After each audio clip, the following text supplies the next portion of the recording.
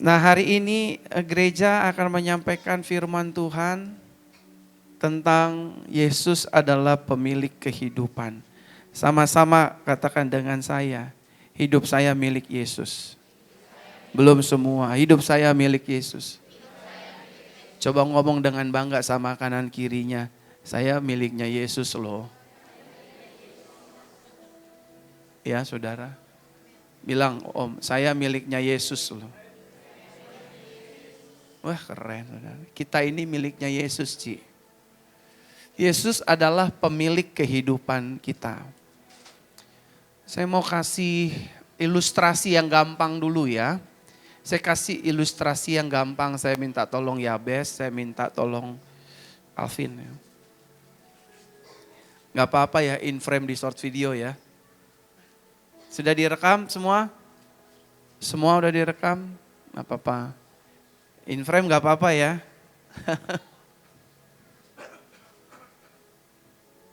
Tidak bilang itu kan Alvin ya. Gitu.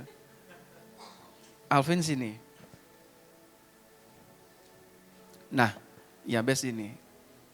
Ini perumpamaan ya, contoh ya, supaya nangkep khotbahnya mudah. Oke. Yang pertama saya mulai saudara. Pada dasarnya manusia, ini manusia nih saudara, itu diciptakan oleh Tuhan. Manusia itu ada bukan dengan sendirinya. Kita manusia, ini perwakilannya nih, klik ya Milano. Manusia ada itu karena ada yang menciptakan. Siapa yang menciptakan? Yang menciptakan adalah Tuhan. Tuhan besar-besar ini kalau kita rujuk dengan bahasa aslinya adalah YHWH, Yahweh. Ini saudara. Spelling lafalnya begitu. Jadi manusia ada itu karena ini. Saya umpamakan saya Tuhan saudara. Ini manusia. Ini ada diciptakan oleh Tuhan. Dan diciptakannya bukan asal-asalan. Kejadian 1 ayat 31 dalam terjemahan IMB, Pastor Michelle tolong bacain. Diciptakan Tuhannya kayak gimana Bapak Ibu Saudara? Nanti saya masuk ke tema khotbah. Nih dengerin baik-baik Bapak Ibu ya, Tuhan menciptakan kita seperti apa? Coba baca dengan suara yang tegas dan lantang. Kejadian pasal 1 ayat 31. Kejadian 1 ayatnya yang ke-31. Ya. Elohim melihat segala yang telah Dia jadikan itu sangatlah baik. Dan petang itu hingga paginya, itulah hari ke-6. Jadi Tuhan menciptakan manusia ini sangatlah baik. Dari ujung rambut sampai telapak kakinya tanpa kecacatan. Bahkan firman Tuhan mengatakan dia diciptakan serupa, secitra, segambar dengan Tuhan. Menurut iman orang percaya kita ada diciptakan oleh Tuhan. Kejadian pasal 1 ayat 26 sampai 27 Pastor Michelle. Lalu Elohim berfirman, biarlah kita menjadikan manusia dalam citra dan rupa kita. Saya akan menciptakan manusia secitra serupa dengan saya. Dan biarlah mereka berkuasa atas ikan di laut, atas burung di udara, atas ternak, dan atas seluruh bumi, dan atas segala binatang yang merayap di bumi. Jadi manusia seperti Tuhan apa Tuhan seperti manusia? Emang berat kalau khotbah di tengah minggu ini, duit udah mulai tipis gitu ya. Saldo udah mulai tipis gitu. Pendeta ngomong apa udah bawaannya besok bayaran gimana, besok cicilan gimana, emang berat saudara. Kan Tuhan yang menciptakan manusia nih, menurut gambar dan rupanya. Jadi manusia tuh Tuhan seperti manusia atau manusia seperti Tuhan? Iya, makanya gak boleh ada yang bilang saya pesek pak, mata saya belok pak. Kalau badan bau masih kita bisa akalin, merendam saudara. Waktu kita bangun wangi lagi. Tapi Bapak Ibu Saudara, semua yang nampak di sini itu gambarannya Tuhan. Amin. Dan bukan hanya diciptakan Tuhan, ini Alvin belong to God. Dia ini miliknya Tuhan, sama-sama katakan dengan saya miliknya Tuhan. Saya miliknya Tuhan. Saya diciptakan oleh Tuhan. Sangat amat baik. Nah, selanjutnya Bapak Ibu Saudara, maju 2 pasal, ketika manusia jatuh dalam dosa, maka kepemilikan Tuhan atas manusia jadi sharing, jadi berbagi, Saudara. Berbagi kepada siapa? Berbagi kepada yang namanya maut dan juga di bawah cengkaman iblis, Saudara. Tadinya kita di sini sama Tuhan, waktu jatuh, waktu buat dosa, pindah ke sono. Jadi hak kepemilikannya itu nggak mutlak. Memang Tuhan masih berdaulat. Memang Tuhan masih berprerogatif bebas, berkuasa penuh. Tapi karena jatuh, akhirnya jadi profit sharing ke sana, Saudara. Manusia Bapak Ibu Saudara ini menjadi tawanannya ini nih. Umpama ya, bukan berarti dia setan ya.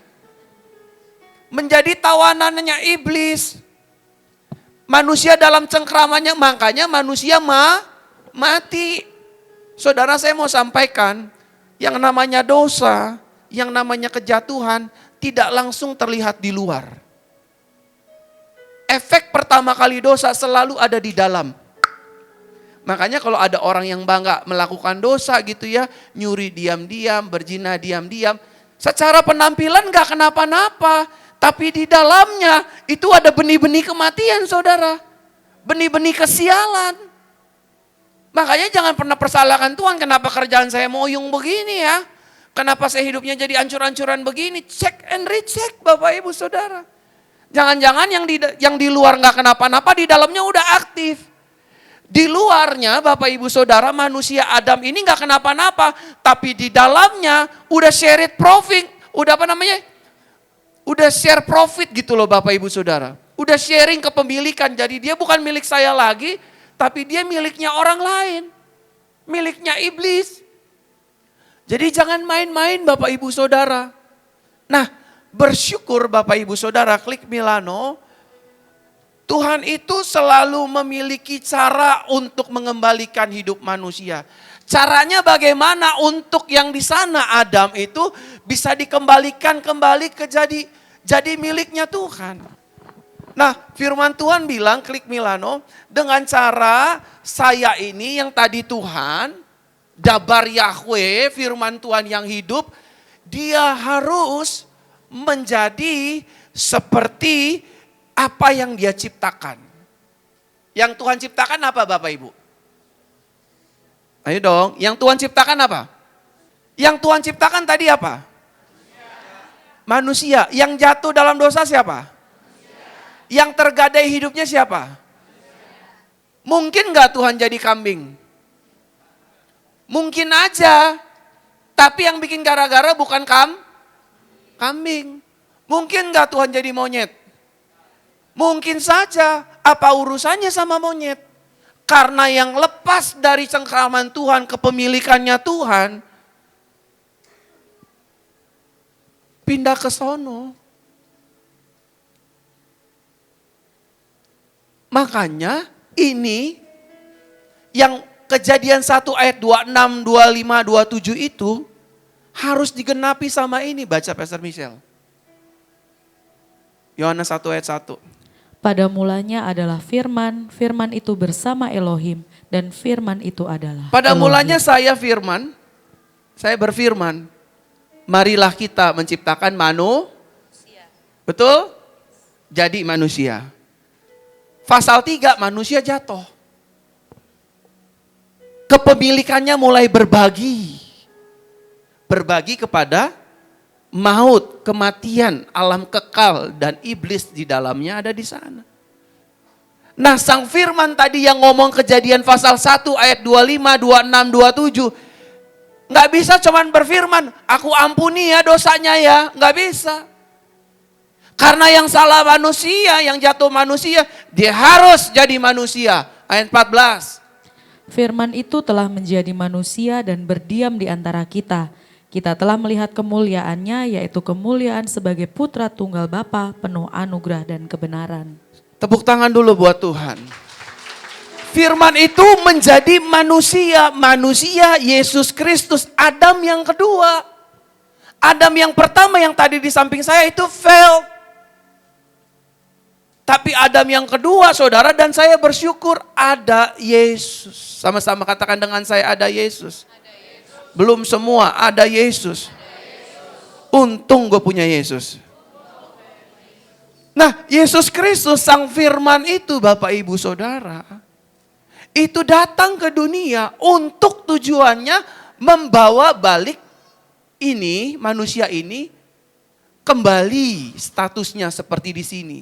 Menjadi miliknya Bapa, menjadi miliknya Yahweh, menjadi miliknya Yesus. The same person but different names. Pribadinya sama, saudara. Jadi dikembalikanlah, saudara. Makanya bersyukur, saudara, saudara dipilih Yesus. 1 Petrus 1 ayat 18 sampai 19 dikatakan demikian. Sebab kamu tahu bahwa kamu telah ditebus dari cara hidupmu yang sia-sia. Yang kamu warisi dari nenek moyangmu itu bukan dengan barang yang fana, bukan pula dengan perak atau emas. Sama-sama katakan dengan saya nggak boleh jual murah. Belum semua, saya nggak boleh jual murah.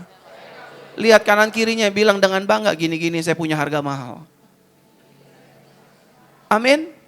Makanya kalau ada orang Kristen jual Yesus hanya demi jabatan, hanya demi pangkat, hanya demi kedudukan, hanya demi pasangan hidup, kasihan. Harganya tinggi. Kamu ditebus bukan dengan emas, perak, dan lain-lainnya. Kamu dan saya ditebus dengan darah. Amin. Dengan darah. Makanya sangat malang sekali kalau orang meninggalkan Yesus, Bapak Ibu Saudara. Kita ini ditebus. Kita ini diambil, Bapak Ibu Saudara, dari gelap menuju terangnya yang ajaib. Makanya jangan jual murah.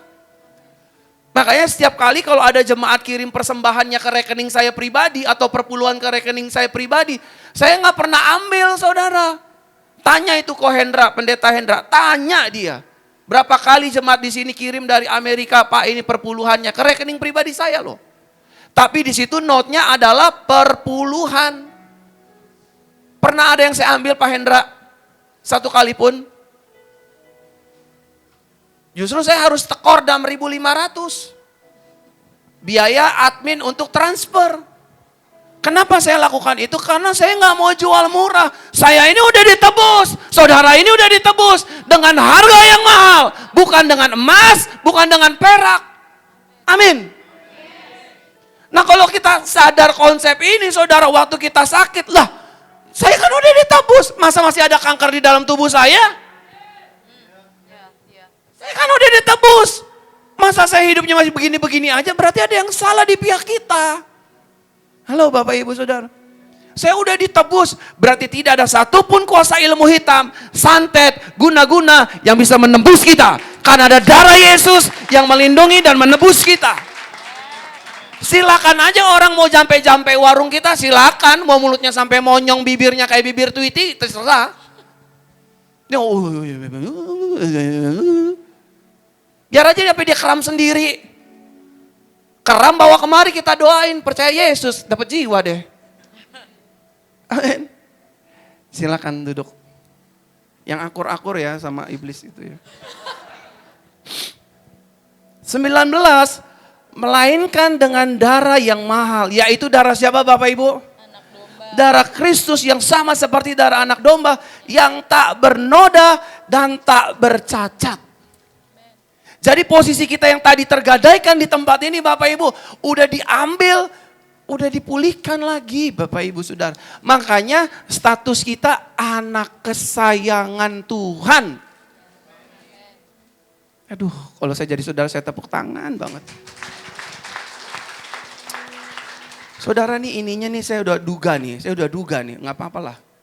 Ini Cien nama cuan lu, 2 C, Cien cuan. Ih, Pastor Fernand jago bahasa Chinese ya, bukan, cuman itu doang taunya, Cien cuan. Sama-sama katakan dengan saya anak kesayangan Tuhan. Kita ini disayang Tuhan, saudara. Amin ya. Karena kita ditebus dengan darahnya, status kita makanya berubah. Makanya kalau saudara berteman sama saya di Instagram, lihat status bio saya tuh kesayangannya Tuhan Yesus Kristus. Loh iya dong, saya udah ditebus. Saya nggak lagi naif, saya nggak lagi arogan, nggak lagi sombong. Saya sadar saya siapa. Saya ditebus Tuhan. Saya terima kepastian dari Dia. Amin. Kita masuk inti khotbah kita, 12 menit terakhir. Adapun Yesus sebagai pemilik kehidupan kita, yang pertama, Yesus pasti bertanggung jawab penuh. Sama-sama katakan dengan saya, Yesus pasti bertanggung jawab penuh dengan hidup saya. Bilang sama sebelahnya, dia juga akan bertanggung jawab penuh sama hidup kamu. Betul saudara? Kalau kita baca Matius, Markus, Lukas, Yohanes, Injil Sinoptik saudara, yang bukan milik Yesus saja. Perempuan pendarahan 12 tahun, Bartimeus, Lazarus, semua yang sakit-sakit, Tuhan sembuhkan. Dia bukan milik Yesus loh. Karena Yesus datang untuk orang Israel, memulihkan umat Israel yang pertama-tama. Tapi ketika dia mati, darahnya untuk semua umat manusia. Dia akan bertanggung jawab penuh atas hidup kita. Waktu kita sakit, dia pasti akan sembuhkan kita. Waktu kita lemah, dia akan memberikan kekuatan bagi kita. Waktu kita gak punya jalan keluar dari setiap masalah kita, dia pasti memberikan jalan keluar bagi kita. Karena tanggung jawabnya itu, saudara, dia tidak akan melepaskan hidup saudara dan saya. Kecuali saudara sendiri yang memang mau melepaskan diri dari tangan Yesus. Amin. Yesus bertanggung jawab. Dia bertanggung jawab mendidik kita saudara. Agar ketika nanti kita pulang ke sorga, karakter kita sudah seperti karakter Kristus. Karena kita semua nanti akan berhadap-hadapan saudara. Sama sang pemilik sorga. Dan sorga itu bersifat kerajaan saudara. Dan raja yang duduk di takhta itu hanya satu. Yesus Kristus. Saudara, Tuhan itu bertanggung jawab penuh sama kita. Amin. Dia bertanggung jawab. Dia bukan hanya bertanggung jawab di bumi. Dia sediakan rumah buat saudara dan saya. Yesus bilang, di rumah Bapakku banyak tempat tinggal. Kamu tahu jalan ke situ karena akulah jalannya. Di luar sana gak ada kepastian. Dia bertanggung jawab bagi saudara dan saya. Yang kedua saudara. Adapun Yesus sebagai pemilik kehidupan kita. Yang kedua, dia memberikan kepastian dan jaminan. Sama-sama katakan dengan saya punya kepastian. Saya punya jaminan. Saya mau kasih rahasia ya. Waktu kita ikut Tuhan, awalnya sepertinya sulit, berat, penuh tantangan dan rintangan. Tapi it's good for our faith and our character. Itu bagus buat karaktermu dan karakterku. Itu bagus buat imanmu dan imanku. Supaya di dalam pergumulan, di dalam tantangan, di dalam permasalahan kehidupan, kita bergantung penuh, kita berserah penuh kepada Tuhan yang baru, namanya Yesus. Supaya kita gak mengandalkan kekuatan kita lagi, kita rasa kita pintar, kita rasa kita hebat, kita punya segalanya. Dan ketika kita sudah dibersihkan karakter dan iman kita, saudara, firman Tuhan akan digenapi. Berkat Tuhanlah yang menjadikan kita kaya, susah payah gak akan menambahkan. Saudara gak perlu cari berkat karena kita sudah mencari kerajaan Tuhan. Saudara hanya tinggal menerima berkat-berkat Tuhan. Tapi ketika saudara tidak berjalan bersama Tuhan, tidak dimiliki Tuhan, tidak ada jaminan di tempat ini. Awalnya enak saudara, tidak hidup bersama dengan Tuhan itu awalnya enak. Nyari duit 1 juta enak, nyari duit 2 juta gampang, nyari 100 juta gampang, gampang banget. Karena memang itulah tawaran yang dunia tawarkan bagi orang-orang yang tidak dimiliki oleh Yesus. Tetapi maafkan saya Bapak Ibu, maafkan saya. Saya mohon maaf. Sudah banyak orang-orang yang punya pangkat tinggi, kekayaan yang luar biasa. Tuhan izinkan bertemu dengan saya. Akhir hidupnya mengenaskan Bapak Ibu Saudara. Pangkatnya hilang, kekayaannya hilang, bahkan meninggalkan hutang. memalukan hidupnya. Manakah yang saudara mau pilih? Enak di depan, enak di tengah, hancur di kemudian hari? Atau saudara dan saya mau dibentuk oleh Sang Pemilik kehidupan? Awalnya sepertinya berat, awalnya sepertinya susah, di tengah sepertinya nggak ada perkembangan dan perubahan. Tapi ujungnya waktu hati kita dan iman kita sudah dibaharui Tuhan, nggak usah minta, Tuhan yang akan kasih berkatnya, Tuhan yang akan kasih sembuhannya, Tuhan yang akan kasih pemulihannya. Karena selalu ada kepastian di dalam Yesus, Bapak Ibu Saudara. Ada jaminan. Pelan tapi pasti. Amin Pak? Perlahan tapi pasti.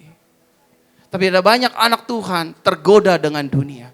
Saya mau kaya, saya mau sukses, saya mau terkenal. Nggak ada yang salah sama itu semua. Menjadi salah ketika pemilik hidupmu bukan Yesus. Engkau boleh kaya, engkau boleh sukses, engkau boleh miliki segalanya. Tanpa Yesus binasa. Binasa baik di bumi, binasa baik di kehidupan kemudian hari.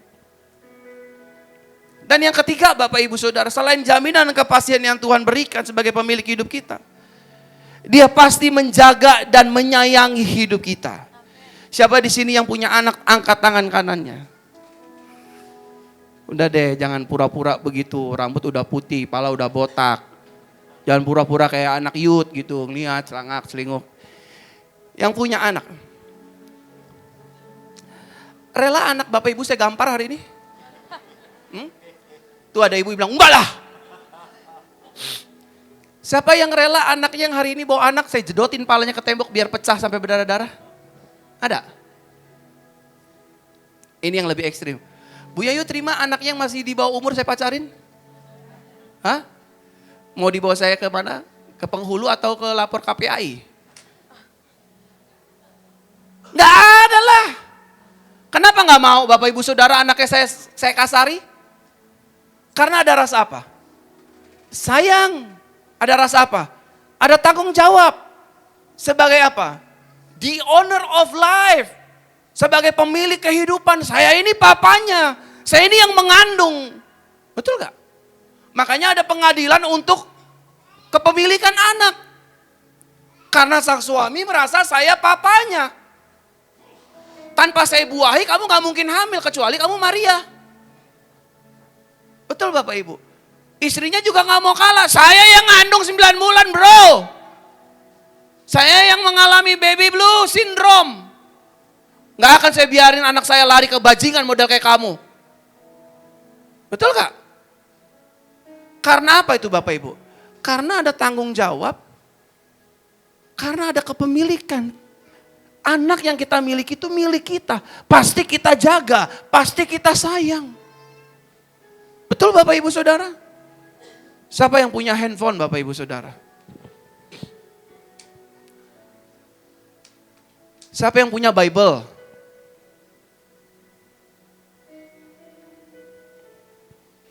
Kira-kira kalau handphone saudara ketinggalan di sini, baliknya cepat atau lama?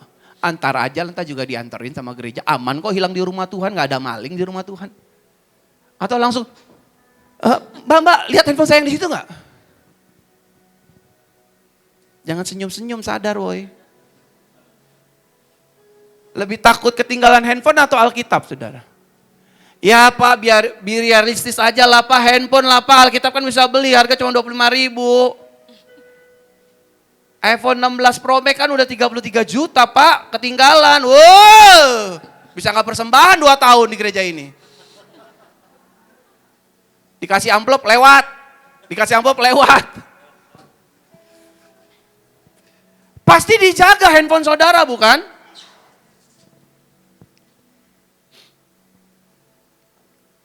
Sorry ya saya buka ini ya, semenit terakhir, ini udah mau habis 18 detik lagi. Saudara bersyukur punya Tuhan, pilih gembala, bukan saya. Sekarang gembala kita adalah istri saya. Saya kasih tahu saudara, itu ibu gembala, memang orangnya agak posesif sama anak-anaknya. Kenapa? Karena dia mau menjaga dan mengasihi. Itu tujuannya. Kalau dia gak peduli dia akan diam. Terserah lo mau jatuh dalam dosa ke, lo mau bangkrut ke, I don't care. Berarti dia bukan anaknya. Saya lihat istri saya, sayang kamu tuh kalau menyayangi orang keterlaluan. Ya karena saya memang mau jaga. Saya mau bertanggung jawab, saya mau menyayangi.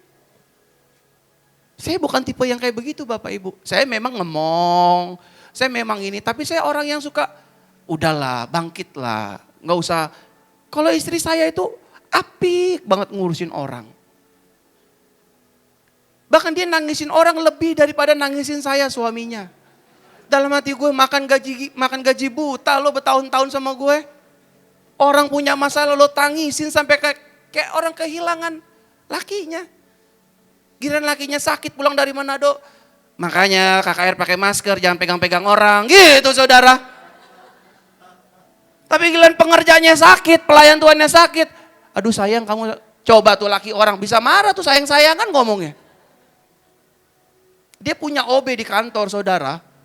OB setianya yang suka melayani ibu gembala. Dia kan ibu gembala kerja juga. Itu saudara, aduh kalau saya ini belum dalam Tuhan, itu OB-nya palanya udah pisah sama badan. Itu kalau telepon Bu Gembala tuh, sayang kamu di mana? Lah, kok sayang kamu di mana? Dalam hati gue belaga gila nih pendeta nih. Salah nikahin orang nih gue. Aku orangnya emang begitu Pi. Memang kepemilikan aku lebih. Oh gitu ya. Security dipanggil sayang saudara. Aduh. Hati-hati ya sayang. Coba suami yang normal lihat baca begitu Pastor William. Pastor Lilsi bilang hati-hati ya sayang. Jadi ayam cincang dia saudara. Hah? Doain jisikit sini biru lebam-lebam saudara. Tuhan aku berdoa kata jemaat lo doain mata lo sendiri tuh yang bonyok. Terus saya tanya sama bini saya kan sama Bugem kan. Kamu lagi telepon sama siapa? Wih mau tahu aja, bayangin saudara. WA lagi sama siapa sih? Udahlah ini urusan saya kan saya gembala gereja ini. Oh ya udah. Coba kalau orang lain, golok udah dibuka saudara. Betul gak Bu Nuning? Ya kan bojoku gitu kan Bu. Pegang-pegang mukanya Bu Nuning gitu kan. Aduh sayang gitu. Tapi gak diuak-uak mukanya ya. Itu karena dia menjaga dan menyayangi. Gak ada maksud lain. Dia bisa nangisin orang lain 1 minggu. Gue gak pernah ditangisin bos. Kejadian baru 2 minggu seminggu yang lalu nih. Ini orang kok begitu ya? Gue gak bisa Pi. Malam-malam ada perempuan nangis. Gue pikir kuntilanak gak punya rumah. Bener. Kan saya lagi tidur di sebelah kan.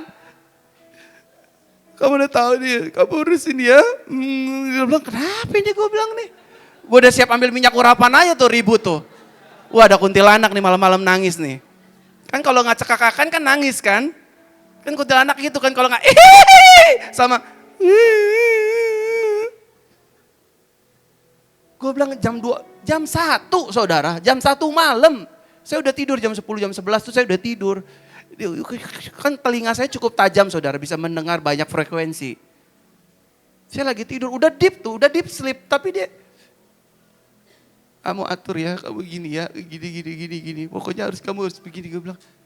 Sampai saya cari itu suara dari mana, di balik pintu saudara, di balik pintu dia lagi begini. Saya mau smackdown, saya mau injek palanya ganggu orang tidur. Tapi dosa. Coba.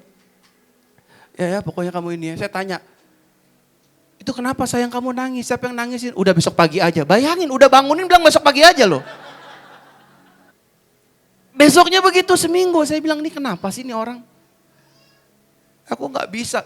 Bayangin saudara sampai dia kerja pun gak enak. Ini saudara bukan, keluarga bukan, anak gue bukan, adik gue bukan. Dia bisa nangisin sampai segitunya. Pokoknya saya pertaruhkan hidup saya buat dia. Waduh. Tapi dari situ tragedi itu baru saya tahu. Oh istri saya itu punya rasa sayang dan menjaga orang itu. Itulah gembala saudara. Siap-siap aja saudara digituin. Bener. Siap-siap. Dan udah tahu dong pasti korbannya siapa? Gue. Tuhan berkati. Tepuk tangan buat Tuhan.